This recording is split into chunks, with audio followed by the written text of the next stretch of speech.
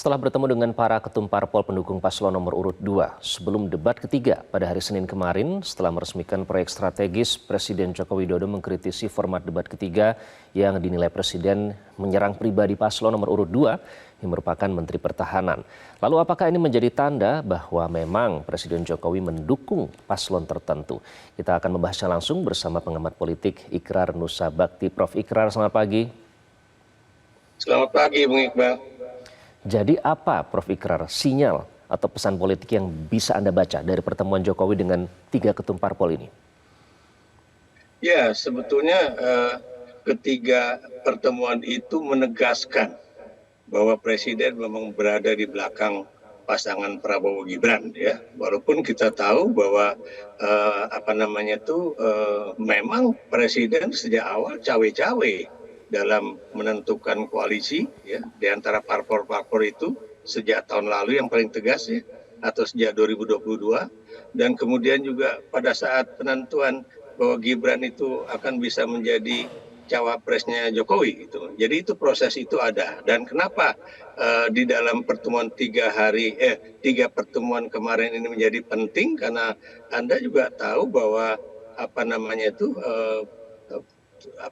elektabilitas dari Prabowo Gibran juga sedang mengalami suatu dilema, ya, apakah tetap akan naik ataukah akan mengalami penurunan, ya. Dan itu jelas, ya, dari tiga menteri itu dua menteri sudah menyatakan bahwa memang ada pembicaraan mengenai kampanye politik, ya, di pemilu ini, khususnya mengenai kampanye politik untuk Prabowo dan Gibran, ya. Kalau dari pihak Gerindra kan mengatakan enggak kok, kita membicarakan masalah bagaimana kelanjutan program-program pengentasan kemiskinan, bantuan sosial dan sebagainya, ya. Dan itu jelas-jelas menunjukkan betapa Presiden dan juga paslon nomor 2 ini akan menggunakan dana-dana dari negara, ya, baik itu dalam bentuk bantuan sosial ataupun proyek misalnya nanti bagi-bagi pupuk dan sebagainya, ya, itu tentunya untuk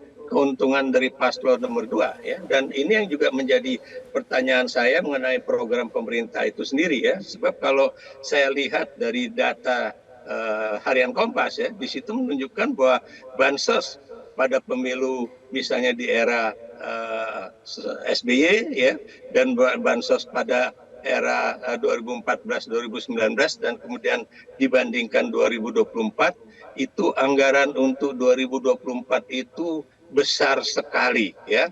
Dan itu yang kemudian yang kita pertanyakan bahwa apakah ini terkait dengan buying vote, ya, atau membeli suara rakyat, ya, atau juga ini terkait dengan yang lain, ya. Sebab menurut saya kalau memang pemerintahan ini berhasil mengentaskan kemiskinan, harusnya kan jumlah nilai dari bantuan sosial kepada rakyat itu juga akan berkurang, ya. Yang ada adalah bahwa jumlah masyarakat Indonesia yang bekerja, anak-anak muda Indonesia yang misalnya mendapatkan income per bulan lebih dari 5 juta itu akan semakin bertambah. Tapi kita tahu bahwa ternyata generasi Z, ya, yang ada di Republik ini pendapatan bulanannya itu tidak sedikit yang di bawah 3 juta rupiah per bulan, begitu.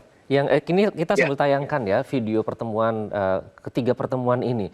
Yang saya penasaran sebenarnya ini kan sudah menjadi sorotan, dan saya yakin Pak Jokowi tahu bahwa media terus mengawal soal dugaan cawe-cawe Presiden dalam Pilpres begitu. Tapi kalau kita lihat ketiga pertemuan ini dari tempat pertemuan, lokasi, dan pasti tahu kan nanti akan ada media di situ. Artinya publik akan mengetahui dan melihat secara terang benderang ada pertemuan tersebut. Belum lagi kita lihat lokasinya memang seperti fotografi ready begitu, ya, yang siap apabila sudah ada media di situ. Apa sebelah maknanya tuh apa di balik ini? Sampai seolah-olah pesan yang ingin disampaikan atau gesture apa sih yang ingin coba ditunjukkan? Yang jelas, ya, gesture yang diberikan oleh Presiden kepada rakyat, ya, bahwa paslon nomor 2 itu adalah paslon yang didukung oleh Presiden Republik Indonesia Joko Widodo. Kenapa demikian, ya? Sebab kalau memang ini adalah suatu pertemuan rahasia, itu kan bisa saja tidak diumumkan kepada media massa, ya. dan ini menunjukkan bahwa karena kebetulan penerimaan masyarakat kepada Presiden Jokowi itu masih cukup tinggi ya, di atas 70%. Di situ ingin menunjukkan bahwa Prabowo Gibran lah yang akan jadi penerus dari kebijakan Jokowi. Tapi Anda tahu bahwa ini kan bisa saja misleading ya, bisa saja itu salah. Kenapa demikian? Kalau misalnya Presiden menunjukkan dukungan kepada paslon nomor 2, bukan mustahil ini gerakan di akar rumput juga akan menunjukkan bahwa kami rakyat juga akan mendukung paslon nomor 1 dan nomor 3 ya. Jadi ini bisa saja menunjukkan bahwa pertempuran antara yang satu pendekatan yang sangat elitis dengan yang satu pendekatan yang sangat populis ya, dari akar rumput untuk mendukung misalnya paslon-paslon yang mereka dukung sendiri ya, seperti yang terjadi dengan kampanye-kampanye Anies dan juga Muhaimin di berbagai mengamati tempat sudah ya, ada tanda-tanda dan juga itu, Prof, antara elitis dengan populis, sudah ada tanda-tanda yang Anda amati? Gimana? Anda mengamati sudah ada tanda-tanda itu antara elitis dengan populis?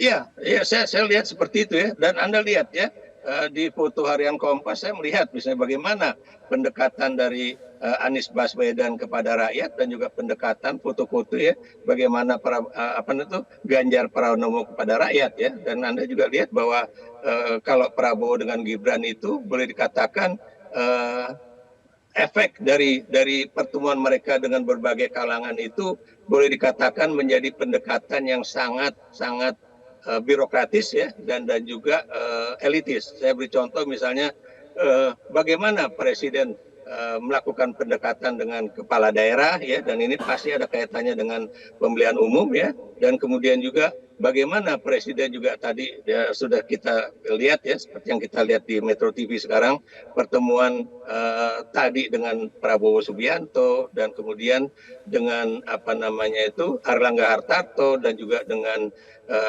Zulkifli Hasan, dan mereka juga menyebutkan bahwa mereka memang salah satu yang mereka bahas adalah kampanye untuk Prabowo Gibran ya. Jadi ini jelas ya.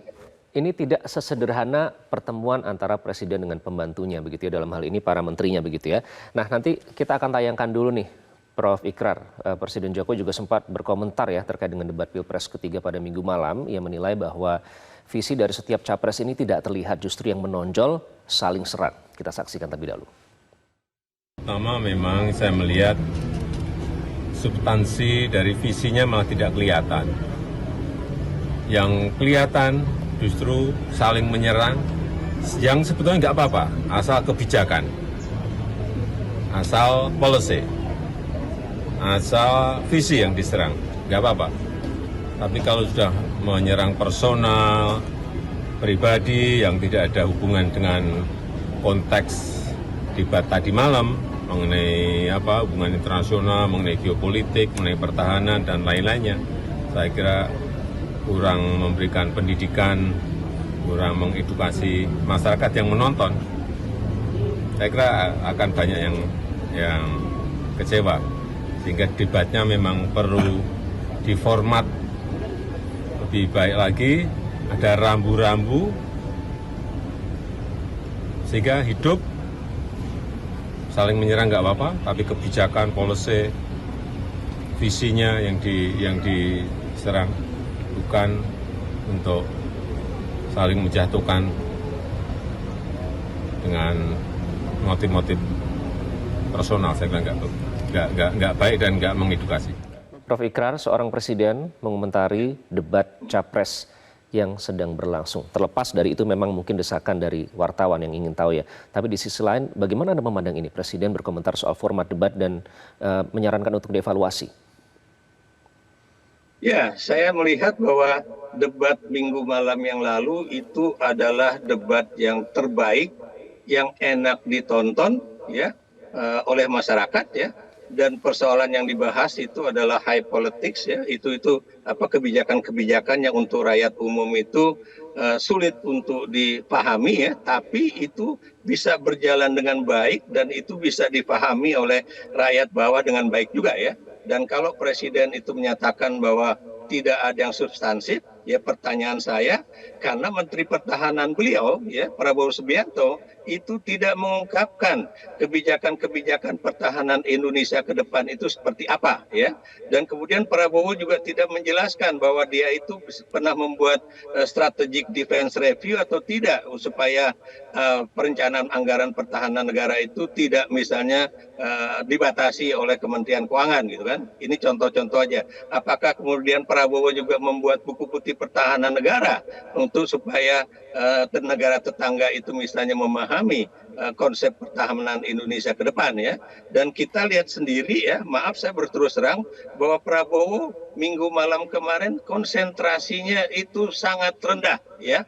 Beliau kelihatan sangat lelah, sangat capek, dan kemudian dan karena sangat capek dan sangat lelah itu akhirnya ucapan-ucapan di dalam menjawab pertanyaan-pertanyaan dari paslon nomor 1 ataupun nomor 3 itu seakan-akan dua paslon ini tidak memahami dan tidak memiliki data yang valid tentang pertahanan tersebut, ya. Saya beri contoh misalnya mengenai kebijakan pembelian pesawat bekas, ya, yang kita tahu harganya terlalu mahal, masa pakainya juga terlalu sedikit, dan masa familiaritas dari pilot-pilot TNI AU kita untuk menerbangkan pesawat-pesawat yang lagi-lagi berbeda dengan pesawat-pesawat yang saat ini dimiliki oleh TNI AU, itu tentunya membutuhkan jangka waktu yang tidak sedikit, ya. Dan ini juga menjadi, ya. Poin lain yang juga disampaikan oleh Presiden Jokowi ini adalah terkait dikatakan bahwa terkait dengan soal menyerang personal. Tanggapan Anda, Prof? Ya, saya bertanya dengan Presiden, ya, ketika beliau itu juga misalnya debat calon presiden dengan Prabowo pada 2014, ya, yang saya tahu saya ada di Indonesia pada saat itu, ya. Apakah Presiden juga calon presiden pada saat itu, ya, tidak menyerang juga Prabowo Subianto? Saya beri contoh pertanyaan Anies mengenai atau pernyataan Anies mengenai tanah yang dimiliki oleh Prabowo Subianto yang besarnya itu auzubillah menjalik luasnya, ya, 330 kalau nggak salah ribu hektar, gitu kan. Itu sama persis dengan pernyataan Jokowi bahwa Jokowi itu memiliki tanah pada saat itu kalau nggak salah angkanya dikemukakan Jokowi itu 220.000 hektar, gitu kan. Dan kalau Anies mengatakan itu terbalik dengan situasi dari prajurit-prajurit kita yang tidak memiliki rumah, buat saya itu kan fine. Kenapa kemudian itu dipersoalkan, ya? Dan kemudian juga kalau misalnya baik Anies maupun Ganjar Pranowo mengungkapkan bahwa sekarang itu tidak lagi persoalan mengenai alutsista atau pertahanan konvensional semata, tapi juga pertahanan militer, ya, yang dulu sudah dikemukakan oleh guru saya Yono Sudarsono, ya, pertahanan militer misalnya yang kita tahu mengenai cyber, gitu kan. Bagaimana serangan cyber itu sudah cukup membahayakan, bahkan Kementerian Pertahanan sendiri pernah mengalaminya, ya, bank-bank di Indonesia pada mengalaminya. Dan kemudian juga data-data pribadi kita itu jangan-jangan juga sudah dibajak dan sebagainya. Itu kan buat saya pertahanan yang juga sangat penting untuk masa depan Indonesia, dan jadi juga ada, pengembangan drone Prof. itu juga Ikrar, sangat jadi penting. ada inkonsistensi, ya, dari debat yang dulu dilakukan oleh Presiden Jokowi pada saat itu dengan saran yang diucapkan bahwa ini terlalu menyerang personal. Ya, betul.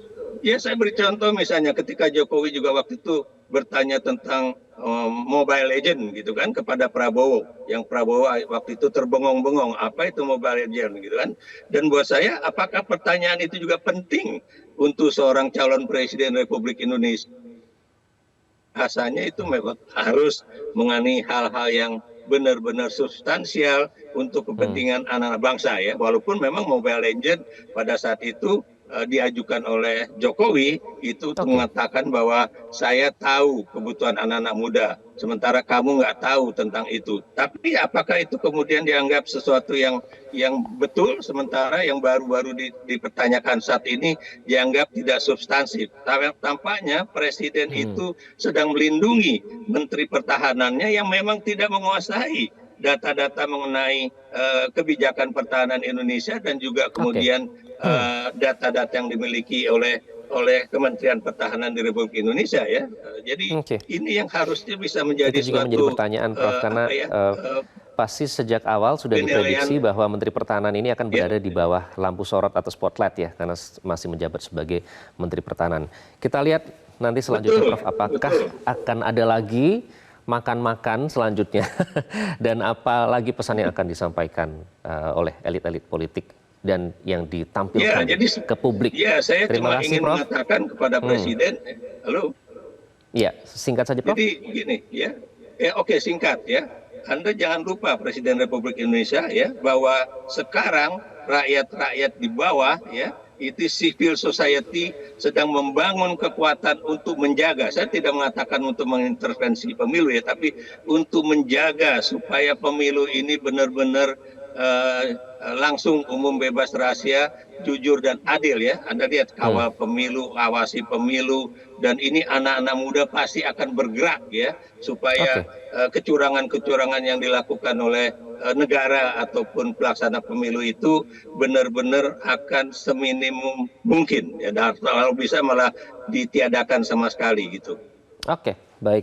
Terima kasih Prof. Ikrar. Kita terus kawal ya proses demokrasi Terima nanti kasih, sampai Metro TV, Bung Iqbal. semua rakyat menggunakan hak pilihnya. Sekali lagi terima kasih Prof. Ikrar Nusa Bakti sudah bergabung dengan Selamat Pagi Indonesia. Jelajahi cara baru mendapatkan informasi. Download Metro TV Extend sekarang.